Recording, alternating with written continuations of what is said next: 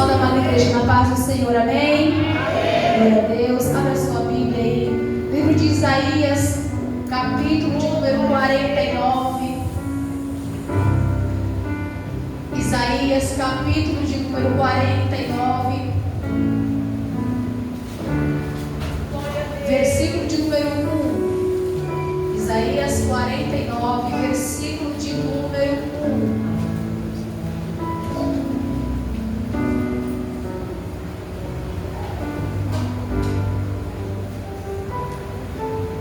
Ouve-me, Ilhas, e escutai vós, povos de longe. O Senhor me chamou desde o ventre, desde as entranhas de minha mãe. Fez menção do meu nome, e fez a minha boca como uma espada aguda, e com a sombra da sua mão me cobriu, e me pôs como uma flecha limpa. Repita essa palavra: flecha limpa. 1, 2, 3. Flecha limpa. E me escondeu na sua aljava. Amém. Os irmãos podem se assentar, glorificando o Senhor. Igreja, Isaías foi um dos maiores profetas messiânicos, a qual que estava anunciando a vinda de Jesus Cristo. Não de uma forma transfigurada, mas de uma forma revelada de Deus. Que o menino iria nascer de um ventre de uma virgem. Mas o ministério de Isaías, ele é marcado no seu capítulo 6, o seu versículo de número 1, que vai dizer: no ano em que morreu o rei Uzias, eu vi o Senhor assentado sobre um alto e sublime trono. O que você via, Isaías? Eu via um anjo com 6 asas. 2 asas cobriam o seu olho, 2 asas cobriam a sua boca, e 2 voavam.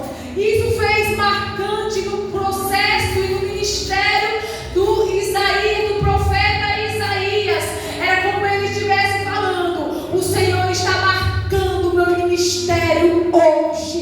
E hoje a minha vez está chegando. A mensagem que eu trago para você nesta noite é: a minha vez chegou. A minha vez chegou. E no seu capítulo de 49, versículo de número 1, onde nós lemos, Isaías, ele vai se levantar e ele vai de uma forma profética e vai dizer ao povo: escutai, porque o Senhor me chamou desde o ventre da minha mãe e das entranhas da minha mãe. E no versículo 2 vai dizer que ele me fez da minha boca como uma espada aguda. E eu quero nesta noite trabalhar com você sobre o processo de uma formação. Todos nós, a sermos formados, nós passamos por processos.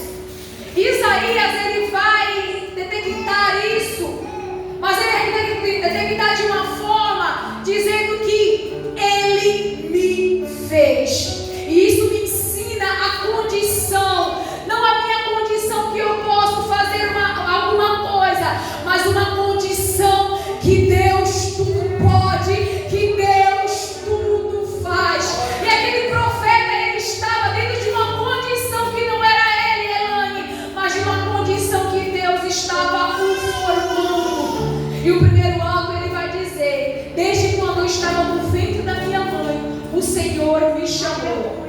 Não só ele, mas também Jeremias, o apóstolo Paulo também, ele vai usar essa frase, que desde o ventre da tua, Jeremias vai dizer que desde o ventre da minha mãe eu te formei. Era como o Senhor estivesse falando a Jeremias e a Isaías: olha, o mundo ainda não te conhece, as pessoas ainda não te conhecem, mas eu estou levantando profetas, profetisas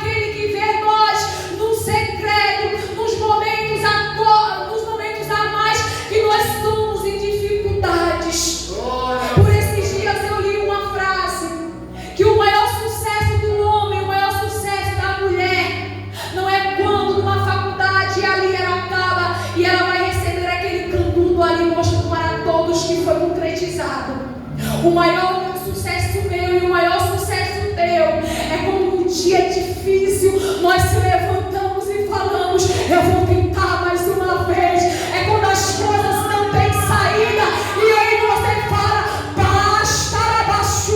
basta mais uma vez se levantar para poder entender aquilo que Deus tem para a minha vida. Então, o dia do sucesso não é quando as pessoas veem, nós recebemos o diploma. O meu dia de sucesso, o teu dia de sucesso é quando nós estamos naquele dia mais desesperado, onde as pessoas acham que nós vamos ficar adentrados, sentados, deitados no quarto, e eu e você tomamos uma posição de se levantar e declarar ao inferno que Deus te chamou, não para ficar prostrado, mas para se levantar e anunciar o nome dele. E o que me chama a atenção é que quando o Senhor faz essa promessa, quando ele chama Isaías para fora, ele entende que é dar de dentro para fora, não dá mais para voltar de fora para dentro. E hoje o Senhor estava me falando sobre isso. Infelizmente, muitos querem voltar de fora para dentro. É quando o apóstolo Paulo ele vai dizer em 1 Coríntios capítulo 13, ele vai falar sobre o amor e vai falar: olha, quando eu era menino, eu pensava nas coisas de menino, eu fazia as coisas de menino, mas quando eu virei homem, eu deixei das coisas de menino. O Senhor me disse: tem pessoas aqui que estão querendo voltar para as coisas de menino, tem pessoas aqui que querem voltar e retroceder para dentro de novo, mas o Senhor está dizendo nesta noite para mim e para a tua vida: ele já te tirou para fora e continue do lado de fora. Que negócio é esse de retroceder e de voltar para um lugar, para o campo onde você estava? O campo, igreja, onde nós estávamos era muito vulnerável. Eu não sei você, mas o campo onde eu estava beirando quase uma depressão profunda. Eu não sei você, o campo onde eu estava trilhando estava me levando a minha alma mais aflita possível, mas graças ao Senhor, ele me tirou para fora. Ele me tirou para fora. Então ele está tirando para fora. Ele está dizendo para a igreja: não volte para as coisas de menino, porque as coisas de menino nos levam a algo irresponsável. Coisas de menino nos deixa estagnados, deixa parado. Coisas de menino não vê coisas grandes, vê coisas pequenas. Mente de menino não vê o amanhã, só vê o momento. Coisas e mente de menino não vê o futuro, mas só vê o hoje. Mas que nós possamos fazer igual o apóstolo Paulo: as coisas que nos antecederam ficam, mas eu prossigo para o alvo, que é Jesus Cristo de Nazaré. Só que o Senhor tem etapas e processos, Fernando, nas nossas vidas. A primeira coisa, ele vai dizer que ele fez a minha boca como uma espada de dois gumes. Eu não sei você, mas quando eu estava dentro de um mundo pecaminoso, dentro de um mundo que todo momento que queria me corromper, a minha boca era mais que prejudicava as pessoas, porque eu usava palavras vãs, eu usava palavras que machucavam, eu usava palavras que talvez diminuísse alguém, talvez eu usava palavras que a minha fé não iria abranger a nada e nem a ninguém. Mas Isaías vai dizer que ele fez da minha boca como uma espada de dois gumes. Então a primeira coisa que o Senhor trabalha nas nossas vidas é na minha e na tua boca. Eu não sei você, mas quando o Senhor me chamou para fora, a primeira coisa que mudou na minha vida foi meu vocabulário. A primeira coisa que eu deixei para trás eram as coisas que eu desacreditava. Mas quando Ele me chamou para fora, eu comecei a anunciar um Deus que pode fazer todas as coisas. Eu comecei a anunciar com os meus lábios, com o testemunho da minha vida, dizendo: isso tem conserto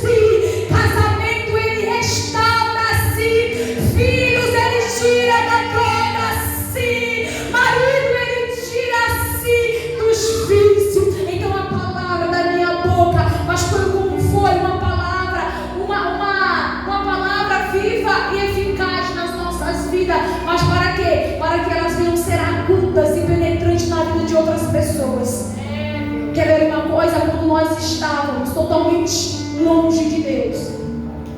As nossas palavras não surgiam em feito alguns. As nossas palavras não surgiam em feito em vida de ninguém. Era como recebesse um conselho e adaptasse a minha vida por um conselho. Mas eu aprendi que em Cristo Jesus nós não recebemos conselhos, nós recebemos notícias futuras da quais que virá ainda acontecer sobre as nossas vidas. Não é simplesmente um conselho. O que eu recebo da minha vida e na tua vida são qualidade de vida. Então nós não temos que estar no mundo aí fora buscando conselhos, mas por isso que seja possíveis. Nós vivemos hoje em dia um evangelho de autoajuda, que vai dizer, olha, você consegue, você pode, você faz, você tem. E às vezes isso me preocupa, irmã Eliana, porque nem todas as vezes isso funciona. Nem todas as vezes isso funciona. Mas eu quero declarar para você nesta noite que a palavra dele é viva e eficaz. É como uma espada de 2 gumes e mais penetrante do que qualquer, aleluia. Ela penetra sobre a divisão do Espírito. Então você tem a maior palavra de poder que você pode dar para alguém ou você pode receber. Então não é aquilo que você acreditava, mas é hoje aquilo que você acredita e surgiu efeito na tua vida. Então anuncie uma palavra de transformação que as pessoas possam receber e ter um impacto com a tua palavra. Mas não é a minha, a tua palavra. É como Isaías disse, ele me fez como a espada aguda sobre a minha boca. Então nós não vivemos aquilo e falamos aquilo que nós estudamos, mas daquilo que nós realmente vivemos. Então faça dos seus lábios que venha sair palavras realmente penetrantes, que venha surgir um efeito na vida de uma outra pessoa, como assim aconteceu na sua vida. Quando eu escutei a primeira vez o Evangelho, foi quando eu mostrei a minha vida como estava, meu casamento acabado, a minha filha doente. Foi quando uma pessoa se levantou e falou, Valquíria, tem jeito sim. Fábio, tem jeito sim. E aquela palavra veio uma espada no meu coração e eu fiquei perguntando para mim mesmo, mas como? E a pessoa disse, Jesus pode mudar o cenário da tua vida. Jesus pode mudar e transformar o teu coração e também do teu esposo. E aqui está a igreja, porque eu recebi uma palavra que realmente transformava e transformou a minha vida. Então seja esta pessoa, seja essa testemunha. E por segundo ele vai dizer, ele me fez uma flecha limpa. Aqui é mais dolorido, igreja. Flecha é mais dolorido porque a flecha, ela precisa de uma preparação. Precisa de um processo, tanto no início, tanto também no acabamento. Então a flecha, antigamente nas guerras, ela era usada como armas também. Carros, mas também os seus arqueiros, iam arqueiros na frente da guerra. E eles preparavam a flecha para estar jogando. Então contra os seus inimigos. E às vezes as flechas não eram tão letais naquela época. Elas só chegavam, penetravam e não matavam o inimigo. Mas algumas das vezes essas flechas também, nas suas pontas agudas, elas eram envenenadas. Porque se quando ela lançada, ela não matasse o inimigo, mas o veneno que estava na sua ponta, ela detectava e matava o inimigo. Era como o Senhor estivesse falando para aqueles arqueiros, olha, na tua força, mesmo na tua força, tu pode fazer o mais forte possível. Tu não pode chegar no ponto, mas eu, o Senhor, com a minha força e com a minha mão forte, eu tenho o tempo certo de eliminar todos os teus inimigos. E essas flechas, igreja,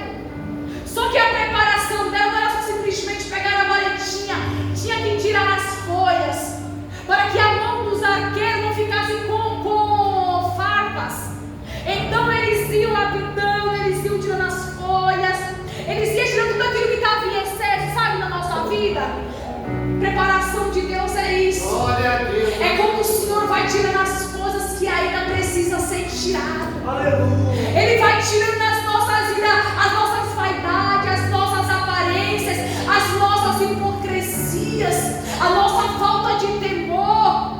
Ele vai tirando nosso rancor, Ele vai tirando as nossas mágoas, Ele vai tirando a nossa incredulidade. E tudo isso faz parte de um processo, de uma preparação, de uma formação. É como o Senhor estivesse falando para cada um de nós: olha, eu estou tirando nesta noite, eu estou limpando a sua varetinha, para que não fique nenhum vestígio, para que não fique nada que interrompa aquilo que eu tenho para fazer amanhã. O Senhor está dizendo: eu estou te preparando hoje, flecha, porque eu preciso que você venha ser uma flecha limpa, uma flecha polida.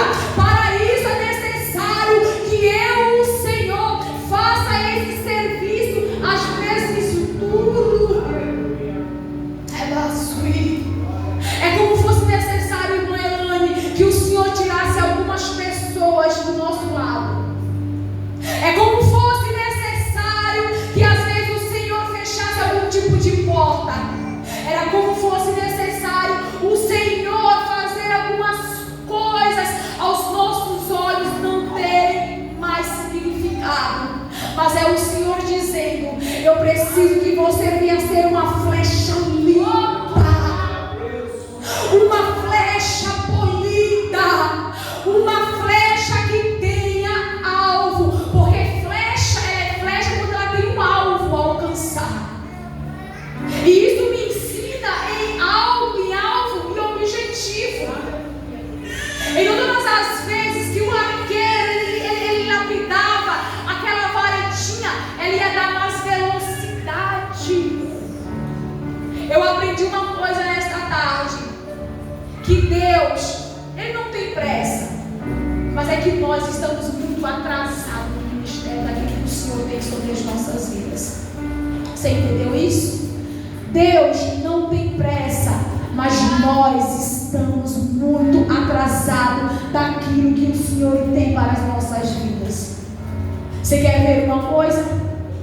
Quando o Senhor nos abençoa com algo, quando o Senhor nos dá um algo, parece que a gente estagna, a gente para. Porque nós recebemos aquilo, como a irmã Samara mesmo disse. A gente orou tanto em segredo que acontecesse, e quando aconteceu, nós deixamos as coisas para trás. Como nós deixamos as coisas de Deus em segundo plano. Porque agora não é mais plano, né? Porque enquanto eu estava querendo, eu estava clamando.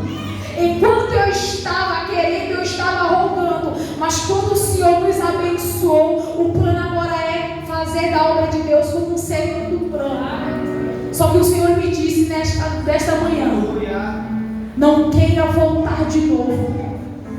Não queira voltar de novo para dentro, porque eu já te tirei para fora. Ainda coloque a minha casa, os meus planos, os meus propósitos sobre a tua vida em primeiro lugar, porque sou eu que te sustento, sou eu que te chamei, e sou eu ainda que firmo o teu ministério. Glória! E essa flecha agora limpa, polida. A gente pensa agora que é hora de lançar, né?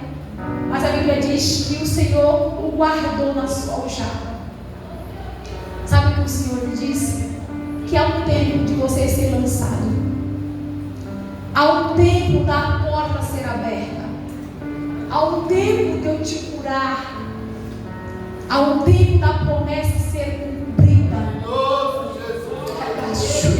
O Senhor falou para mim: não que eu não vou fazer, mas só está guardado.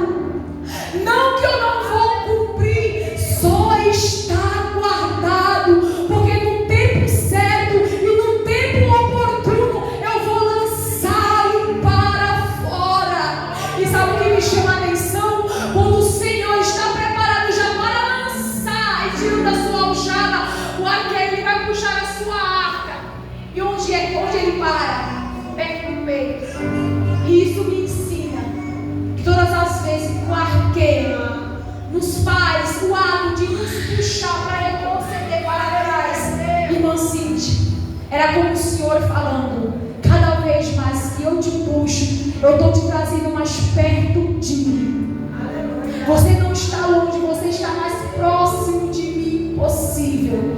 Mas é necessário que nós venhamos entender que este arco só vai ser lançado quando eu e você estiver totalmente polidos, limpos de coração. Enquanto isso não acontece, eu e você estamos guardados onde? Na aljava do Senhor. Eu quero profetizar sobre a tua vida nesta noite em flecha. Flecha, porque o Senhor está preparando, está moldando, está moldando. O Senhor te diz nesta noite: você está sendo guardado, não dentro, mas fora, na minha aljava. E no tempo certo eu te lançarei.